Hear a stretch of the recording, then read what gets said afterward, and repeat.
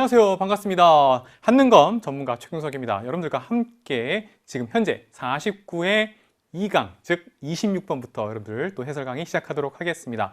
어쨌든 여러분 입장에서는 이 49회 보면서 좀 난감했던 점, 그리고 혹은 이게 이런 부분 아니에요 라고 생각했던 부분, 제 해설 강의를 통해서 잘 잡아나가서 올바르게 잡아나가시고요. 나름대로 오답 노트를 만들어 참 좋겠다 이런 생각도 좀 합니다. 자, 그러면 26번부터 또 한번 해설 진행해 보도록 할까요? 먼저 26번인데요. 자, 사실 요즘 한능검 보면 일러스트 참 잘 만듭니다.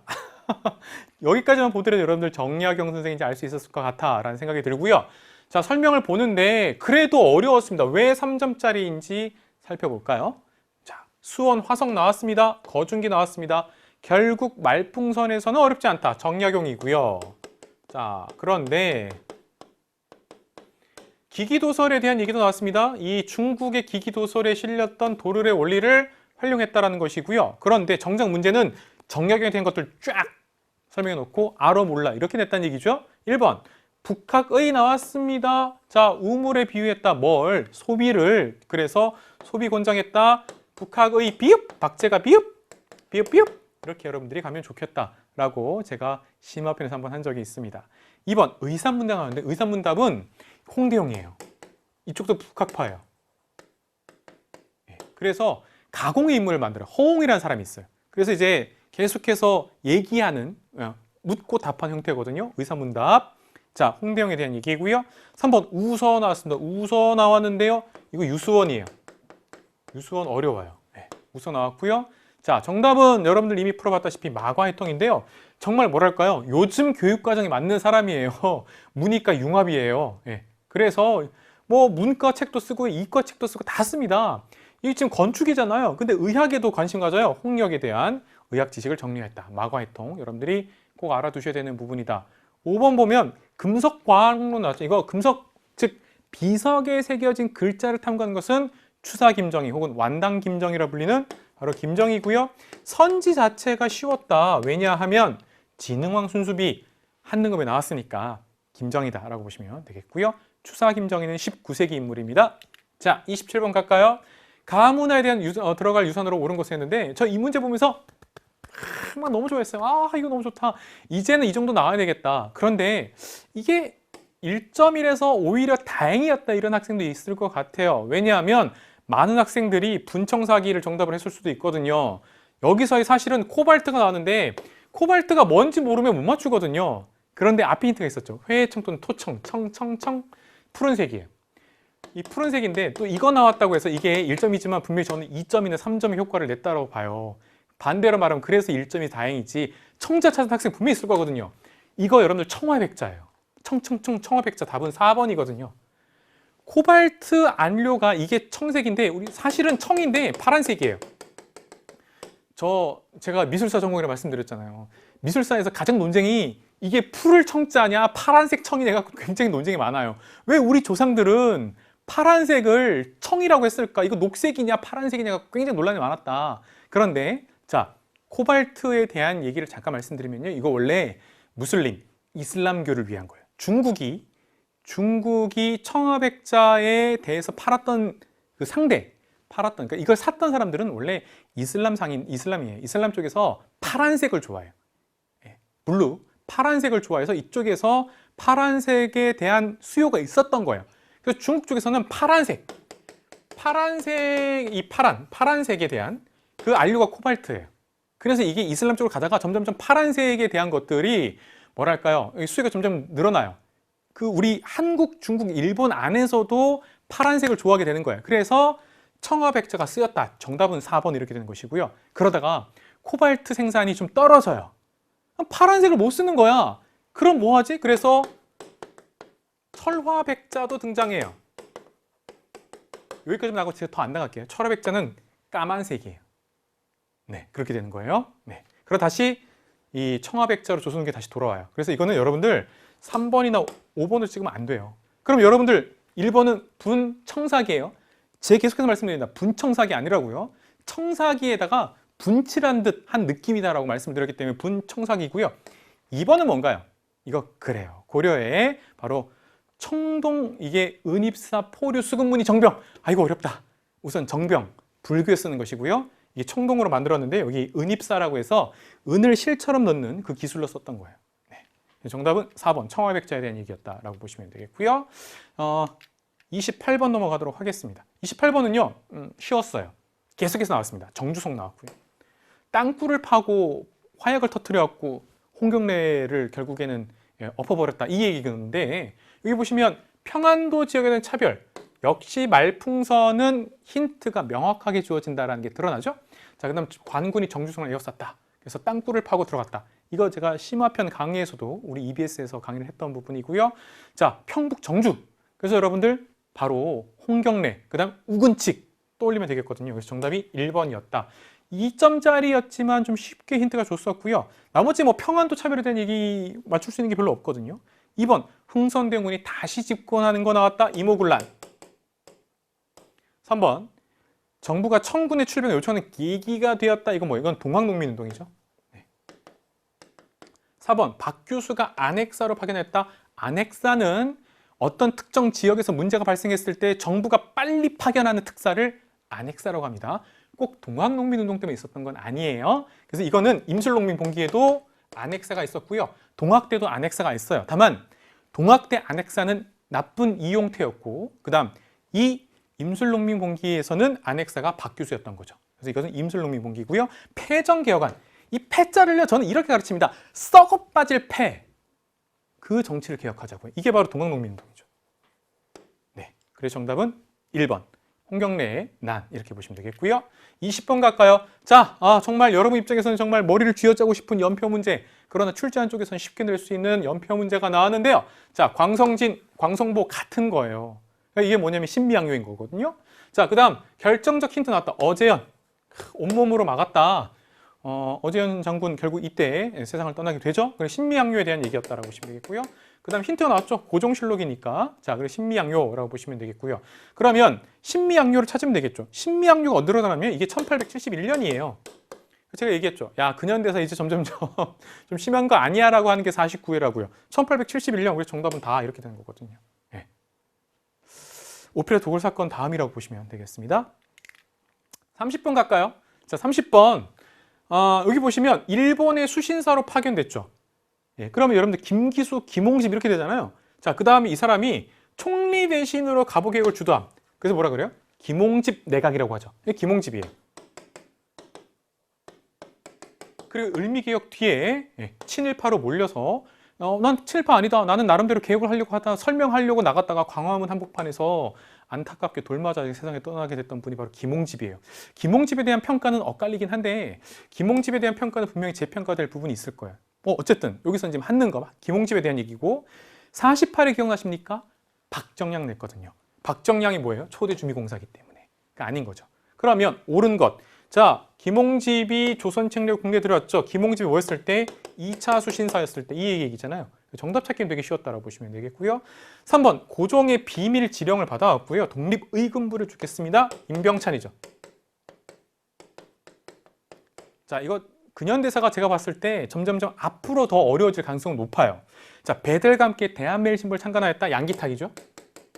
쭉쭉 가겠습니다. 서유견문 6일준이에요. 제가 만약에 50회 출제를 한다면 다음에 6일준을 내겠어요. 네, 정답은 1번이고요.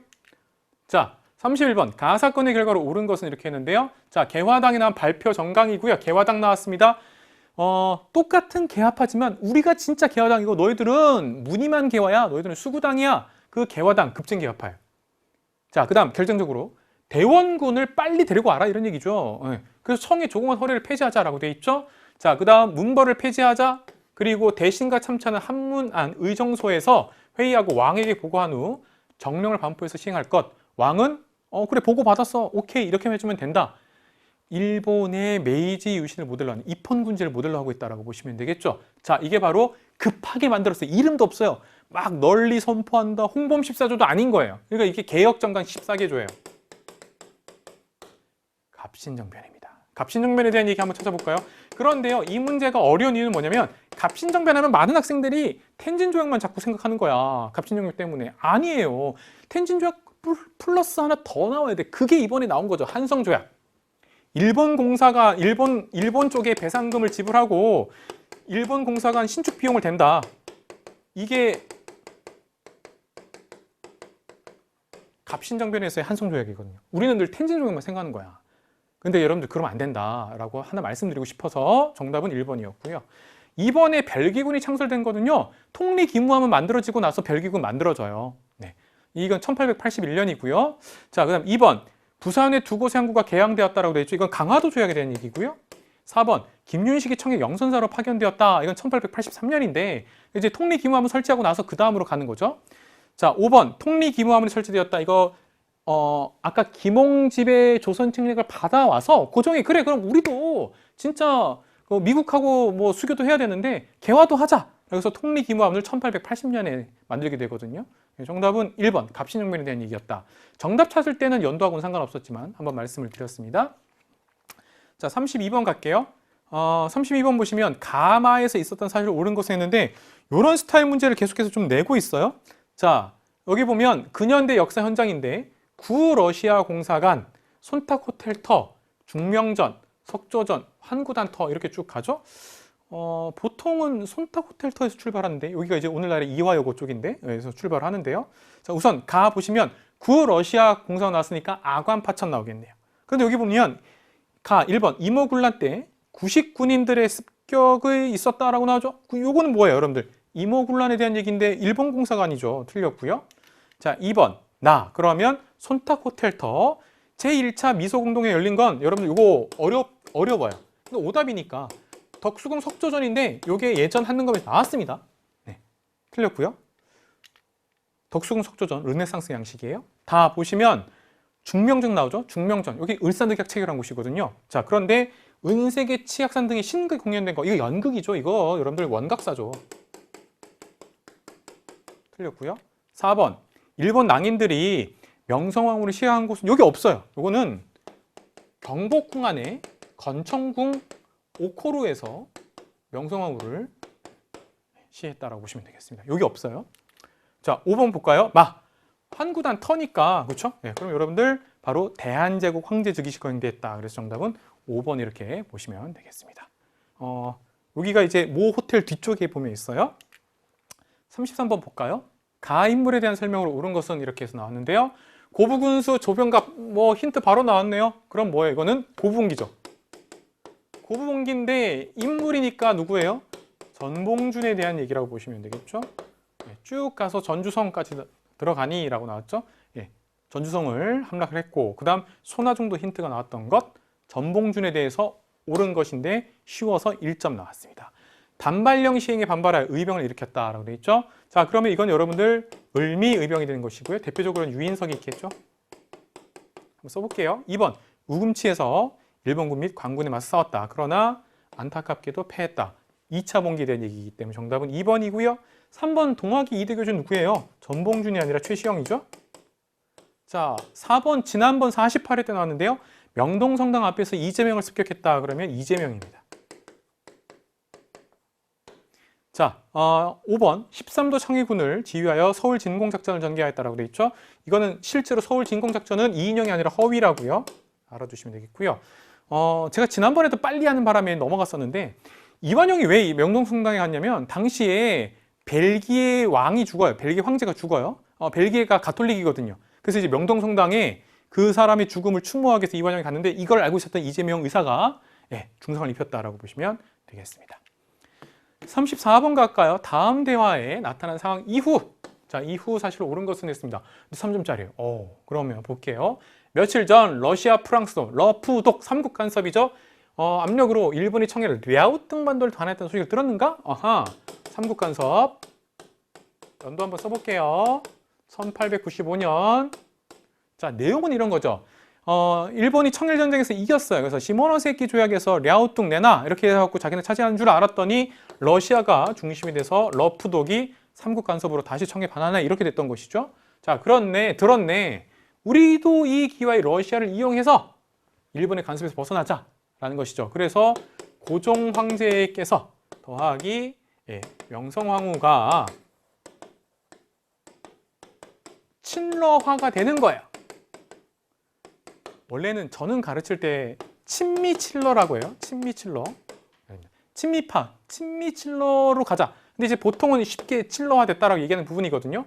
그러자 일본이 이것은 명성황후가 뒤에서 이렇게 하자라고 했기 때문에 명성황후를 먼저 치자라고 해서 을미사변, 명성황후 시해 사건을 일으키게 되는 요 내용으로 가는 요거거든요. 그럼 1번 조청상민 수용 무역량을 체결했다. 이거는 계속 오답으로 나오네요. 이모군란의 결과죠. 그렇죠? 2번 건양이라는 독자적인 연호를 사용하였다. 건양이라는 연호를 사용했던 거 을미개혁이죠. 자, 그럼 무슨 얘기냐면 삼국간섭 이후에 고종 황제와 명성황후가 친미칠러화 되니까 일제가 명성황후 시해 사건 을미사변을 일으키고 나서 을미개혁을 추진하게 되는 요 얘기까지 간 거예요. 을미개혁인데 보통은 단발령 얘기하잖아요. 그런데 이제 단발령 말고 어려운 게 바로 건양이라는 연호죠. 이번 49에서 계속해서 연호 갖고 어렵게 되는 거죠. 법흥왕의 건원, 그 다음 당시에 고종 황제의 건양이라는 연호다라고 보시면 되겠죠. 자, 그래서 정답은 2번이라고 알아두시면 되겠고요. 다만 나머지 언어도 되게 어려운 게 있는데요. 이 정도는 사실은 중고등학교 수준에서 어려운 정도 수준이에요. 굉장히 더 어려운 연호까지는 한능검에서 나오고 있지는 않다라고 보시면 되겠고요. 3번 6조에서 팔라문 나오면 여러분들 1차 가보기역이에요. 1894년에 있었던 1차 가보기역이고요. 4번도 1차 가보기역, 군국기무처. 5번 영국이 러시아를 견제하기 위해 거문도를 점령한 건 1885년부터 1887년까지예요. 그래서 틀렸다. 갑신양변 직후 이렇게 알아두셔도 됩니다. 정답은 2번. 자, 35번 갈까요? 밑줄근 협회에 대한 설명인데요. 자, 해산명령을 철회하라. 정부가 우리 협회에 해산명령을 내리고 보부상까지 동원하였다. 힌트, 황국협회라는 쪽에서 이 독립협회를 탄압했다. 이 부분이고요. 결정적 힌트, 만민공동회가 있죠. 그런데 독립협회 바로 48회에도 나왔습니다. 아까 나왔던 박정량 얘기하면서 나왔거든요. 자, 독립협회에 대한 얘기고요. 1번 대성학교와 오선학교 설립하였다. 신민회, 대성학교 안창호, 오선학교 이승훈. 2번 고종 강제 퇴위 반대 운동을 주도했다. 이거 알아두셔야 돼. 이거 뭐예요? 대한자강회. 대한자강회 애국계몽단체. 자, 3번 일본의 황무제경권 요구를 저지하였다. 보완해줘. 네. 4번 중추원 개편을 통해 의회 설립을 추진했다. 중추원 신관제. 그렇죠? 그래서 정답은 4번 이렇게 보시면 되겠죠. 중추원을 의관 50명을 뽑아요. 그중에 25명은 대한제국의 관료로, 나머지 25명은 독립협회 등이 추천한 사람. 서구식 의회로 가고 있는 과도기 모습이 나타나는구나. 정답은 4번 이렇게 됩니다. 5번 볼까요? 일본의 진빚을 갚자는 국채보상운동을 전개한 것은 국채보상기성회 이렇게 보시면 되겠죠. 그래서 정답은 4번 이렇게 알아두시면 되겠고요. 36번으로 가겠습니다. 36번, 야, 드디어 나올 거 나왔네요. 전차. 전차 얘기고요. 기차는 안 내요. 기차는 잘 안 내고, 기차는 경인선 같은 경우에 똑같이 1899년이에요. 그러나 대한제국이 자주적으로 만든 거 미국과 이렇게 협력을 했지만 전차 얘기 나오는 거거든요. 자, 그러면 전차가 개통된 이후 철저하게 1899년 이후에 대한 얘기. 1번 방문국이 세워졌다라고 했죠. 자, 기기창, 방문국 이런 것들 다 1883년. 여기도 1883년. 통리기무하문 이후에 정부의 근대적 개혁 정책이고요. 방문국에서 우리나라 최초의 신문 한성순보를 찍었습니다. 자, 기기창 여기 무기 만드는 곳이고요. 2번 경부선이 완공되었다. 정답은 2번이고요. 럴전쟁 관련돼서 1905년 이렇게 되는 것이고, 자, 4번 한성주보는 한성순보 만들다가 주보 일주일 전으로 찍었거든요. 1886년이고요. 5번 유경경은 우리나라 최초의 근대적 학교는 원산학사고, 원산학사 이후에 국가의 관립학교, 그러니까 국공립학교로서 처음으로 만들어진 게 유경공원 1886년. 영재를 육성하기 위한 공립학원 이렇게 보시면 되겠습니다. 그래서 정답은 2번 이렇게 알아두시면 되겠고요. 자, 37번 밑줄 그은 개혁에 대한 설명을 옳은 것은 했는데요. 되게 쉬워요. 이제 이 정도는 9번 신참 옛 것을 근본으로 세운 것을 참고한다라는 바로 대한제국의 광무개혁 정도는 알 수 있겠지. 특히 지계가 나왔기 때문에. 그러면 광무개혁, 황제권 중심. 그래서 정답은 간단하게 5번 이렇게 나오는 것이다 라고 보시면 되겠고요. 1번 과거제 폐지 1차 가보개혁, 홍범 14조 2차 가보개혁, 공사노비법을 혁파했다 1차 가보개혁. 이게 1차 가보개혁의 신분제 폐지를 이렇게 쓴다고 제가 말씀드렸습니다. 4번 23부 이거 어려워. 이거 2차 가보게요. 정답은 5번 원수부. 우두머리수 이렇게 보시면 되겠죠. 원수부 설치했다. 그래서 대한제국은 황제 중심의 국가다라고 보시면 되겠고요. 38번 볼까요? 가인물에 대한 설명인데요. 자, 근현대사 인물들 굉장히 많죠. 연해주, 자, 러시아 땅입니다. 우슬리스크에 있는 가의 윤허비를 관리하기 위해 현지 교민들이 나섰는데요. 헤이그 특사로 나왔어요. 헤이그 특사, 이상설, 이준, 칠개국에 능통했던 이휘종 이렇게 있죠. 그런데 연해주에서 권업회, 성명의 권업회, 특히 권업회 꼭 알아두셔야 되거든요. 그러면 이상설이 됩니다. 이상설 나올 때가 됐다라는 것이고요. 자, 그러면 1번 대한광복군 정부 수립 아니면 서전서숙 이런 게 나올 수 있는데요. 정답은 바로 나왔죠. 대한광복군 정부. 네, 정답은 1번이고요. 이번에 이토 이게 1914년이에요. 이토 히로부미를 하얼빈에 사살하였다. 안중근 의사에 대한 얘기고요. 3번 의열단 조직했다. 김원봉. 4번 숙무학교 지난 48에 나왔죠. 이거 멕시코에 있었다고요. 5번 한국통사. 이것도 지난 48에 나왔습니다. 한국의 통, 아픈 역사 이렇게 말씀드렸죠. 한국독립운동지 혈사와 함께 박은식 알아두시면 되겠습니다. 정답은 1번이고요. 이상설에 대한 얘기였습니다. 자, 39번 아까 말씀드렸던 것인데요. 덕원부, 함경도 덕원부에 관민이 힘을 합쳐 설립한 우리나라 최초의 근대학교 원산학사라고 보시면 되겠고요. 정답은 3번. 1번의 동문학은요. 요거는 외국어를 가르치는 공립학원이에요. 명동학교, 요거 윤동주 시인이 나온 학교죠.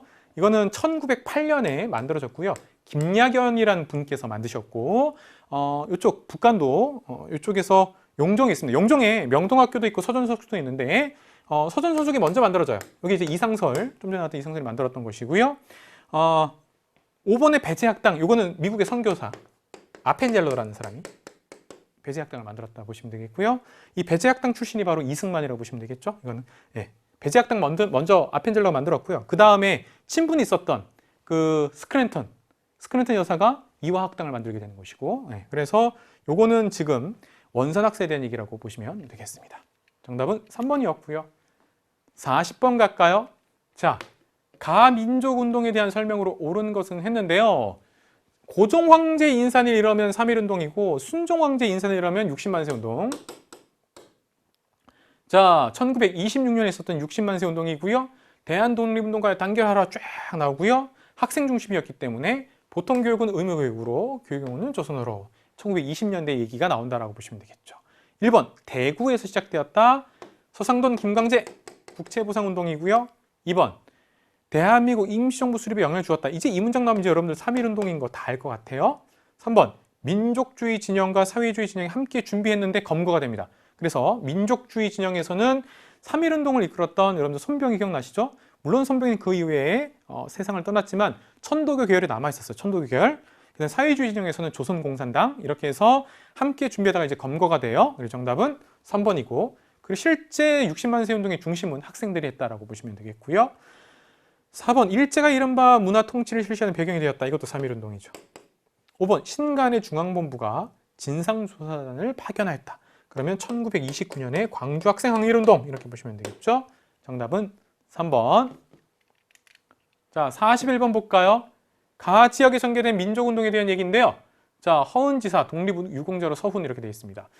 대한민국 임시정부 초대 국무령 석주 이상룡, 이회용 집안 이쪽이에요. 그래서 이상룡 선생의 손부 허은지사에게 건국훈장 애족장이 주소되었다. 허지사는 삼원보에서 결성된 서로군정서라고 되어 있죠. 그러니까 이게 서간도거든요. 서간도의 시옷, 서로군정서의 시옷, 삼원보의 시옷, 또가 있냐면 신흥무관학교. 시옷. 네, 그러면 서간도에 대한 얘기고요. 그래서 정답은 시옷, 신흥강습소. 이것이 훗날의 신흥무관학교다라고 보시면 되겠죠. 일본의 해조신문은요, 러시아 연해주에서 있었던 바로 해조신문 보시면 되겠고요.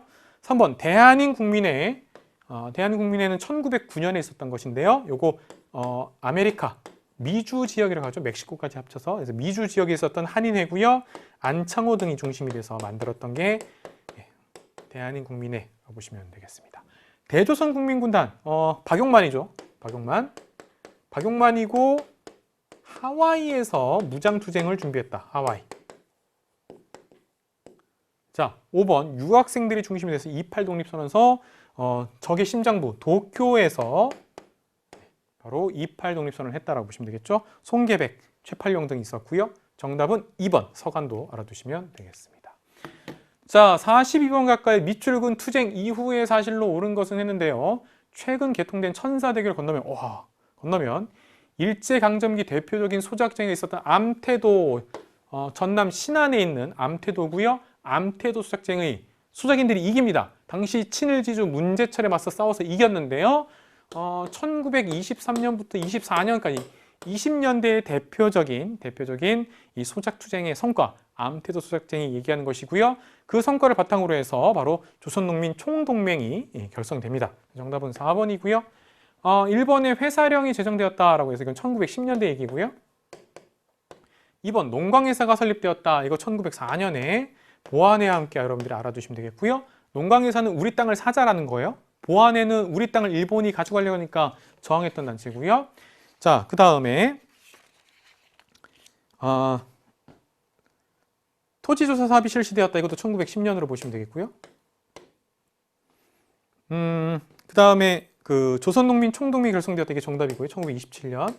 함경도에서 방공령이 선포되었다. 이러면 여러분들이 이게 1889년에 있었던 일로 보시면 되겠습니다. 그래서 정답은 4번 이렇게 알아두시면 되겠고요. 네, 43번으로 넘어갈까요? 밑줄근 시기에 볼 수 있는 모습으로 적절하지 않은 것은 이렇게 나오는데요. 자, 일본군 위안부 피해자 기림의 날이라고 해서 고 김학순 할머니 처음으로 이제 증언하셨던 고 김학순 할머니에 대한 얘기인데요. 이 밑줄근 시기에 대한 얘기인데, 자, 그러면 여기 보면 이제 밑줄근 시기에 대해서 한번 보도록 할게요. 김학순 할머니는 일제가 국가총동원법을 적용했다. 국가총동원법 1938년, 중일전쟁이 일어났던 1937년 다음에 있었고요. 그 이후에 대한 얘기거든요. 자, 인적 물적 사원을 수탈했다. 그러면 여러분들 징용, 징병, 그리고 일본군 위안부 등을 알아두시면 되겠는데요. 자, 1번 태형을 집행하는 헌병경찰이라고 되어 있죠. 자, 헌병경찰 1910년대고요. 조선태형령에 대한 얘기를 하고 있고요. 2번에 신사참배 그러면 맞아요. 그럼 여기서는 정답은 1번입니다. 옳지 않은 거기 때문에. 자, 3번 갈까요? 황국신민서사. 우리가 원하지 않는데, 정말 원하지 않는데 일장기를 두르고 나는 대일본 제국의 백성이다, 막 신민이다 이런 거 외쳐야 됐던 정말 암울했던 시기입니다. 자, 4번 학도병 출전 권고연설을 하는 친일파 인사. 뭐 이광수나 최남선 이런 사람들 있겠죠. 5번 공출한 놋그릇 수저를 정리하는 면사무소 관리, 공출이 있었기 때문에 금속재 그릇들 공출했고요. 식량도 공출했고요. 바로 이 국가총동원법 시기 이후라고 보시면 되겠습니다. 적절하지 않은 것 정답은 1번이었고요. 자, 44번 갈까요? 다음 선언문이 발표된 시기를 연표해서 옳게 고른 것은 했는데요. 이제 이게 나오는구나. 이게 무호 독립선언 혹은 대동단결 선언이라고 하는 것인데요. 상하이에서 신규식, 신채호, 조수왕 등 14명의 명의로 발표된 대동단결 선언이라고 하는 것이고요. 이게 3.1운동보다 28 독립선언보다 먼저 있었습니다. 그래서 주권 재민, 이제 우리가 독립을 하는데 단순하게 독립운동한 게 아니라 대안을 갖고 해야 되겠다. 그래서 주권 재민 사상을 담아놨던 게 바로 대동단결 선언이고요. 자, 그래서 융희 황제는 바로 순종 황제인데요. 삼보를 포기한 경술년 8월 29일이라고 돼 있죠. 이게 바로 1910년. 그래서 우리 동지가 이를 계승한 날이니 황제권 소멸의 때가 즉 민권 발생의 때요. 이런 것이죠. 자, 1910년 8월 29일로 대한제국 망했다. 그러니까 우리는 독립의 대안으로서 곧 우리는 어떻게 할 것이냐. 이 날이 구한국, 즉 대한제국 최후의 날이면서 우리는 이제 바로 민권, 주권 재민으로 가는 날이다 라고 생각하면 되겠다. 그런 의지로 독립운동을 하자라는 것이군요. 그래서 국권 피탈 이후 그리고 3.1운동 전 이렇게 보시면 되겠습니다. 정답은 1번 이렇게 알아두시면 되겠고요. 자, 45번 갈까요? 45번 다음 인물 수능 한국사 혹은 예전에 수능 한국 근현대사 그리고 임용 공무원 한국사에서 많이 나왔던 바로 지청천 장군에 대한 얘기다라고 보시면 되겠고요. 한국 광복군 창설했다. 지청천 장군이 대단한 건 뭐냐면 이런 거예요. 원래 대한제국의 육사 생도로 있다가 무관학교 생도로 있다가 우리가 정말 나라가 망하고 나서 안 되겠다. 그러면 우리가 머리를 쓰자. 일본 육군사관학교 가서 그들의 전략과 전술을 배워와서 여기서 탈출해왔고 독립군을 만들자라고 결의했던 뛰어난 인물이 바로 지청천이라고 보시면 되겠습니다. 이름도 바꿔요. 이청천, 지청천 이렇게 해서 얘기하는데, 자, 그래서 특히 뭐가 있냐면 1930년대 한국 독립군이 있어요. 이게 1930년대고, 그리고 1940년에 바로 한국 광복군이 있다라고 보시면 되겠군요. 그러면 자, 옳은 걸 고르는 건데, 일본의 동양척식 주식회사의 폭탄을 투척한 것은 의열단원 나석주죠. 나석주는 동양척식 주식회사 동척과 그리고 조선식산은행에 동시에 폭탄을 던졌던 인물이 바로 의열단원 나석주라고 보시면 되겠고요. 이번에 대한광복회를 조직했다. 그러면 박상진이에요. 대구에서 중심이 돼서 박상진이고요. 3번 쌍성보 대전자령전투. 이게 바로 한국 독립군의 엄청난 맹활약의 전투가 바로 이 두 가지거든요. 그래서 쌍성보 대전자령전투. 이제 보통 양세봉의 조선혁명군에 이 전투가 있으면 거기에 또 이렇게 양대산맥으로 바로 이 지청천의 한국 독립군의 쌍성보 대전자령전투가 있다고 보시면 되겠습니다. 그래서 여러분들 정답은 3번이고요. 4번에 대한국민회군과 연합하여 봉오동 전투에 승리했다 이러면 홍범도죠. 요 국민회군은 안무가 이끌었습니다. 그래서 안무의 국민회군 이렇게 얘기하고요. 그 다음 봉오동 전투에 승리했다. 이거 홍범도라고 보시면 되겠고요. 홍범도 하면 대한독립군으로 보시면 되겠죠. 한국 독립군이 아니에요. 굉장히 헷갈리기 쉽다라고 보시면 되겠고요. 5번 민중의 직접 혁명을 주장하는 조선혁명선언을 집필하였다. 신채호다. 정답은 3번 쌍성보 대전자령전투는 한국 독립군이 이끌었는데요. 한중연합작전의 성과이기도 한다는 것도 여러분들이 함께 알아두시면 되겠습니다. 자, 46번 갈까요? 다음 성명이 발표된 이후에 있었던 사실로 옳지 않은 것은 이렇게 나왔는데요. 자, 3점짜리입니다. 이게 여러분들 어떤 측면이 있냐면 1945년 8.15부터 1948년 8.15까지 과정이 되게 어렵게 나와요. 그래서 여러분들이 좀 보셔야 되겠다라는 것인데, 북위 38도선 이남의 조선에는 38도선이 나왔습니다. 오직 한 정부만 있다. 그래서 자천자임한 관리라든가 자기 스스로를 자기가 무슨 뭐 관리를 한다든가 경찰이라든가 국민 전체를 대표하였노라는 대소회합이라든가 조선인민공화국이라든지 조선인민공화국 내각은 권위와 세력과 실제가 전혀 없는 것이다. 이 얘기거든요. 이건 무슨 얘기냐면 아놀드라는 사람이 이제 발표를 했는데, 원래 1945년 8.15가 되고 나서 국내에서 그 직후에 조선건국준비위원회라는 걸 만들어요. 여운형이 좌합적으로 건국준비위원회를 만들었는데, 그런데 이제 미국이 이 38도선은 일본군 무장해제를 위해서 소련과 합의하면서 걷던 것인데, 그러고 나서 이제 미군이 들어오는 것이죠. 그러니까 오직 미군정만 있는 것이지 그 어떤 여타한 정치단체나 이런 거 다 안 된다 이 얘기예요. 그런데 여운형이 이걸 예상한 거예요. 그래서 아니다. 우리가 국가로서 존재할 능력이 충분히 있다는 걸 보여줘야겠다. 그래서 빨리 급조했어요. 빨리 만든 거. 실체는 없지만 문서상으로 빨리 만든 게 조선인민공화국이에요. 그러면 미군정이 왔을 때 우리가 독립할 능력이 있다는 걸 보여주기 위해서 조선인민공화국을 만들었거든요. 그런데 미군정 아놀드가 1945년 10월이었는데 이때 이거 인정하지 않겠다 이 얘기인 거예요. 그 얘기예요. 그럼 이후에 나온 게 뭐냐?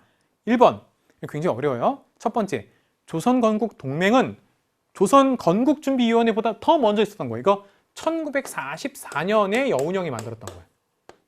네, 틀렸고요. 비밀리에 국내에 있었던 조직이고요. 2번, 좌우합작 7원칙이 발표된 건 1946년이에요. 자, 3번, 유엔 한국 임시위원단이 설치된 것은 1948년이에요. 그 다음 4번, 반민족행위 특별조사위원회가 출범하였다 이렇게 나오잖아요.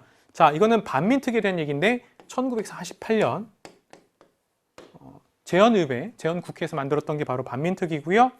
5번에 귀속재산 처리를 위해서 신한공사가 설립되었다라고 하는데요. 신한공사는 뭐냐면 귀속재산, 일제가 남기고 갔던 뭐 공장이나 기계나 자동차 같은 것들을 이제 귀속한다라는 거예요. 그래서 신한공사를 만든 건 미군정이에요. 자, 그래서 여기서 옳지 않은 것은 정답은 1번이다. 미리 말씀을 드릴게요. 자, 그런데 이게 단순히 연대로 볼 건 아니다. 자, 이쪽으로 잠깐 오시면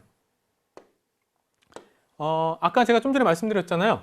순서는 건준이를 먼저 만들었는데 미군정에서 건준이하고 조선인민공화국 인정하지 않겠다라고 하는 거잖아요.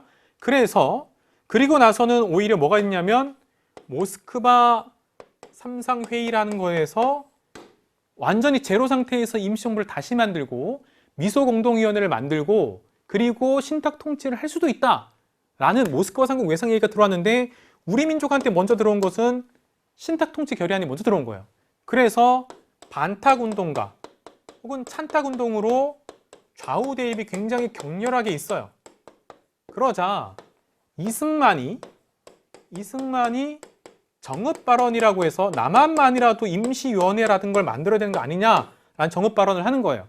그러자 이러다가 나라가 두 동강이 나겠다 싶어서 아까 나왔던 바로 좌우합작 운동이 있는 거예요. 그리고 좌우합작 7원칙을 발표해요. 좌우합작 7원칙에 대한 얘기는 지난 48회 문제가 나왔던 거예요. 그러다가 여운형이 암살되고 1947년이 되면 분위기 굉장히 험악해져요. 그래서 안 되고 이게 오히려 유엔으로 가는 거죠. 유엔에서 인구 비례에 의한 총선거를 하자라고 했었던 것이죠. 그리고 여기에 따라서 바로 유엔 임시 한국 문제를 다루는 한국임시위원단이 만들어졌던 거예요. 그런데 유엔 한국임시위원단을 소련과 북측에서 거부한 거예요. 인구 비례한 총선거 안 된다. 싫다 이런 거죠. 그래서 그럼 선거가 가능한 지역에서만 하라라고 해서 다시 유엔 소총회가 만들어지고 그에 의해서 50총선거가 예정돼 있었던 거예요. 그런데 이 중간에 뭐가 있냐면 여기에 반발했던 그러면서 좌우 대립이 커지다가 민간인 학살까지 커지게 되는 제주 4.3 사건이 있고 그 다음 김규식 등이 50총선거에 반대한다라고 하면서 남북협상으로 올라갔던 남북재정당 사회단체 연석회의라는 게 있다라고 했던 거예요. 그러나 결국 안 되면서 예정돼 있던 50총선거는 된다라고 보시면 되겠죠. 그 얘기들의 맥락 속에서 나왔다. 그러니까 결국 어려운 얘기다. 제가 이렇게 간단하게 얘기해도 분명히 여러분 입장에서 어려울 거예요. 제 교재 보면 순서대로 쭉 되어 있습니다. 꼭 여러분들 EBS제 심화에 있는 편 교환만 보셔도 돼요. 제가 지금 뭘 사라는 것도 아니잖아요. 그렇죠? 제가 교재를 파는 것도 아니고 교환이 있습니다. 교환 한번 눌러보셔갖고요. 교환에 있는 것만 한 면만 딱 보시면 45년하고 48년은 충분히 여러분들이 맞출 수 있다는 얘기 드리면서 47회 가도록 하겠습니다. 47번 가도록 할게요. 자, 가나 사이 시기에 있었던 사실로 옳은 것을 보기 위해서 고른 것은 이렇게 했는데요. 자, 국군 장교가 위원으로 선출되었으며 3권을 장악하고 국회 권한을 행사하는 최고 통치 기구인 국가재건최고회의가 있죠. 자, 이게 바로 1961년 5.16 군사정변 이후에 만들어진 게 국가재건최고회의라고 보시면 되겠고요. 자, 나에 보시면 국민의 직접 선거로 대의원이 선출되었으며 통일정책을 최종 결정하고 대통령 선거권 등을 행사하는 통일주체 국민회의. 자, 그럼 이건 뭐냐면 유신헌법에 따라서 유신체제죠. 그렇죠? 이렇게 된다 라고 알아두시고, 그러면 요 둘 사이에 있었던 일이 뭐냐라고 보시면 되겠죠. 그럼 기억, 장기 집권을 위한 삼선개헌안이 통과되었다는 것이죠. 유신체제가 1972년부터니까 그럼 삼선개헌이 통과된 거는 요 안에 있는 거죠. 그러니까 이제 박정희 정부가 군사 박정희 정부, 즉 국가재건 최고회의 때가 있고 제3공화국 박정희 정부가 있고 유신체제 제4공화국이 있단 말이죠. 자, 그런데 삼선개헌안이 통과된 것, 즉 박정희 대통령이 삼선을 위해서 무리수를 던진 거란 말이죠. 이게 통과됐어요. 1969년에 이게 6차 개헌이고 이른바 날치기 통과, 이 얘기를 하고 있어요. 기억이 맞아요. 그리고는 결국엔 유신으로 가는 거죠. 그리고 통일주 국민회의가 만들어지는 것이고, 자, 니은에 보면 제2차 석유 파동으로 경제 불황이 심화되었다고 되어 있죠. 제1차가 아니라 제2차예요. 제2차는 보통 1979년으로 알고 있는데요. 78년부터 시작이 돼요. 그러니까 유신 이후죠. 틀렸고요. 디귿에 보면 베트남 파병에 관한 브라운 각서가 체결되었다라고 되어 있죠. 자, 브라운 각서는 베트남 파병이 1964년부터 있거든요. 64년부터 원래 비전투 부대가 가요. 그러면서 브라운 각서 뭐냐면, 그러면 우리가 베트남 파병하는데 경제 원조라도 뭔가 있어야 되는 거 아니냐? 그 약속을 확실하게 해달라. 그게 바로 브라운 각서예요. 그래서 베트남 파병을 하면서 결국 브라운 각서가 1966년에 만들어져요. 이건 틀렸어요. 니은 디귿은 틀렸고요. 자, 디귿이 맞죠? 저도 헷갈렸네요. 1966년이니까. 그렇죠? 네. 그래서 디귿은 맞아요. 그래서 정답은 2번이고요. 리을에 대통령 긴급명령으로 금융실명제가 실시된 거는요. 1993년에 김영삼 대통령 때, 김영삼 정부예요. 금융실명제, 그리고 이제 부동산 실명제도 이때 시작이 되는데요. 그래서 정답은 2번 이렇게 보시면 되겠습니다. 자, 그래서 굉장히 좀 까다로운 문제였고요. 어떻게 보면 이제 연도와 관련된 문제까지도 나왔다 이렇게 보시면 되겠습니다. 자, 48번 볼까요? 다음 헌법이 시행된 시기에 사실로 옳은 것은 했는데, 자, 대통령 선거인단이라는 표현이 나왔고요. 쭉 보시면 여러분들 임기 7년으로 다시 할 수 없다 이렇게 나왔죠. 이게 바로 8차 개헌이에요. 8차 개헌. 전두환 정부인데 여러분들, 전두환 대통령은 기존에 있던 유신헌법으로 대통령이 된 다음에 그 다음에 한 번 더 돼요. 그게 이건데 상황이 이렇게 된 거예요. 1980년에 5월 17일 날 계엄을 전국으로 확대하고, 그리고 5.18 민주화운동이 있고요. 그리고 나서는 그 국보위라는 걸 만들어요. 국보위를 만들고, 그리고 나서 헌법을 뜯어 고쳐요. 그게 8차 개정 헌법이에요. 8차 개정 헌법에서 기존에 있었던 통일주체 국민회의를 대통령 선거인단으로 바꾸고 7년으로 단임하게 되는 것을 바꿨다 이거든요. 그럼 이 헌법이 시행된 시기니까 그 이후라고 보시면 되겠는데, 긴급조치 구호가 발동된 것은 유신체제예요. 유신체제에서 국민의 기본권마저도 제한했던 게 바로 긴급조치 1호부터 9호까지인데, 9호는 1975년이 75년. 2번 국민교육헌장 지난 48회 때 나왔죠? 1968년이에요. 이때는 제3공화국 박정희 정부예요.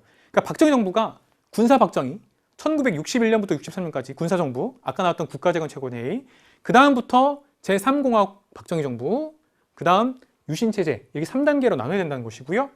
자, 3번에 지방자치제가 전면 시행됐다. 전면이라는 건 원래 지방자치제는 장면내각 제2공화국에서도 조금 있었어요. 그래서 전면 실시됐다 이러면 여러분들 이거는 김영삼 정부예요. 김영삼 정부. 김영삼 정부고 1995년이에요. 이때 서울시장도 처음으로 이제 선거로 뽑았던 것이고, 4번 프로야구가 6개 구단으로 출범하였다. 이게 전두환 정부예요. 이른바 유화정책.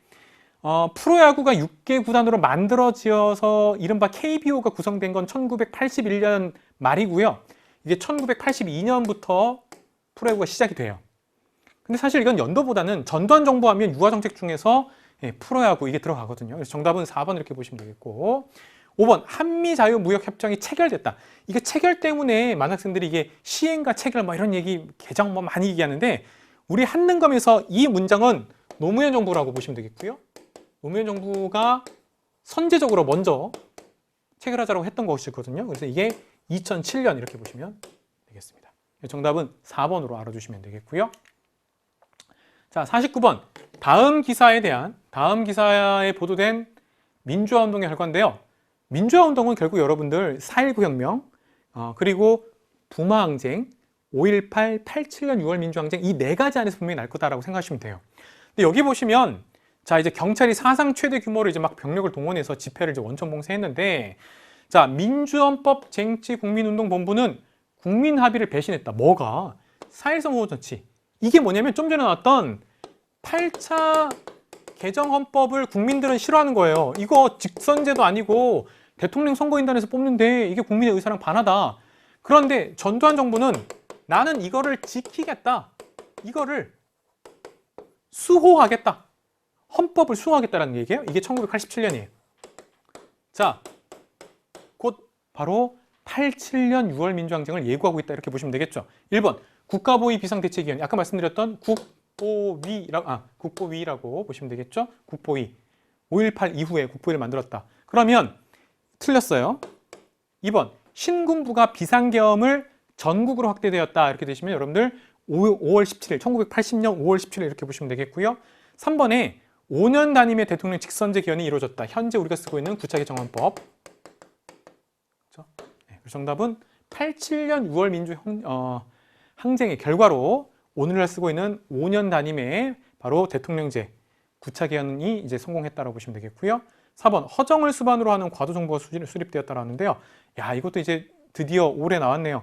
허정은 4.19 혁명 이후에 과도정부를 이끌었던 그 대표예요. 그래서 이것은 1960년 4.19 혁명의 결과, 새로 헌법을 만들어야 되기 때문에 과도정부가 있었다고 보시면 되겠고요. 자, 5번 조봉암이 혁신 세력을 규합하여 진보당을 창당하였다라고 돼 있죠. 자, 진보당 1956년 이 진보당을 이승만 쪽에서 결국에는 없애버렸다 이렇게 보시면 되겠죠. 자, 그래서 이게 이른바 진보당 사건으로 가기 직전의 상황이었다. 정답은 3번 이렇게 보시면 되겠고요. 마지막 50번 갈까요? 50번 밑줄 그은 정부의 노력으로 옳은 것은 했는데요. 국민들의 금모기 운동. 최근에 국가부도의 날이라는 영화 때문에 또 이 1997년에 외환위기가 다시 조명받기도 하기도 있는데요. 지금 금모기 운동을 하는 거예요. 그리고 여기 보면 강도 높은 구조조정과 노사정위원회 설치, 그리고 바로 인터내셔널 모니터리 펀드라는 IMF로부터 구제금융지원금을 이걸 이제 예정보다 3년 빨리 상환하였다 이거거든요. 자, 그래서 이거는 김대중 정부에 대한 얘기예요. 김대중 정부. 그럼 1번 금강산 관광 사업을 시작하였다. 맞아요. 정답이 1번이고요. 1998년부터 있었고요. 김대중 정부는 1997년 12월 그 외환위기 당시 12월에 당선돼서 1998년에 출범해요. 1998년 3월에 출발을 해서 그래서 여러분들 2003년 2월까지 이렇게 보시면 되겠고요. 2003년부터는 노무현 정부가 있었다고 보시면 되겠죠. 자, 2번 남북한이 유엔에 동시 가입하였다. 이건 노태우 정부예요. 3번 제1차 남북 적십자회담을 개최했다라고 되어 있죠. 적십자회담은 박정희 정부예요. 4번 한반도 비핵화 공동선언을 채택하였다. 이것도 노태우 정부예요. 노태우 정부고요. 노태우 정부고. 5번 남북 간 이산가족 상봉을 처음 실현하였다. 이게 1985년에 있었던 일인데요. 이거 전두환 정부입니다. 네. 정답은 1번 이렇게 보시면 되겠습니다. 막판 현대사가 하면 특히 이제 연도도 얘기 나오고 어느 정부인지 그리고 헌법에 대한 얘기도 나와야 되는데요. 이 현대사일수록 여러분들이 어떤 순서 그리고 어느 정부에 무슨 일이 있었는지를 좀 꼼꼼하게 보셔야 되겠다라는 말씀을 드리면서 저의 49회 한국사 능력 검정시험 심화편 해설 강의를 마치도록 하겠습니다. 무엇보다도 여러분들 가장 중요한 건 개념이다. 이 개념이 어떻게 여러분들이 시험에 적용되는지를 확인할 수 있었던 해설 강의를 알아두셨으면 좋겠고요. 다음 50회에 다시 여러분과 만나도록 하겠습니다. 여러분 수고 많았습니다.